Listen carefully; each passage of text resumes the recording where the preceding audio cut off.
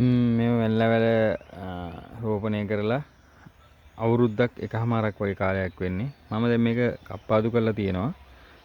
කප්පාදු කරාට පස්සේ මෙන්න මේ කොළේ යකින් මෙන්න මේ විදිහට සමහරට මේක දැල්ලක් වෙන්නත් පුළුවන්. සමහර විට මේ මල් හැට ගැනීමේ මූලික අවස්ථාව වෙන්නත් පුළුවන්. එතකොට දැන් මේ වෙනකොට කුරුණෑගල ගල්ගමු ප්‍රදේශ තමයි මේක තියෙන්නේ. එතකොට මේ වෙනකොට මැයි මාසය ඉවර වෙලා ජූනි මාසය පටන් ගන්න තියෙන්නේ. එතකොට මේ වෙනකොට පළදාව ගන්න වෙන්ලවැල් වල මල් පිපිලත් ඉවරයි ගොඩක් දුරට ලංකාවේ හැමතැනම වගේ.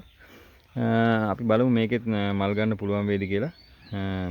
මේ තියෙන වැලත් එක්කම හිටවපු අනිත් වර්ගය මේකත් වැනිලා විශේෂයක්මයි. අරක කොලේ ඝනකම අඩුයි, අනිත් එක කොලේ ටිකක් කහ පැහැට උරුයි.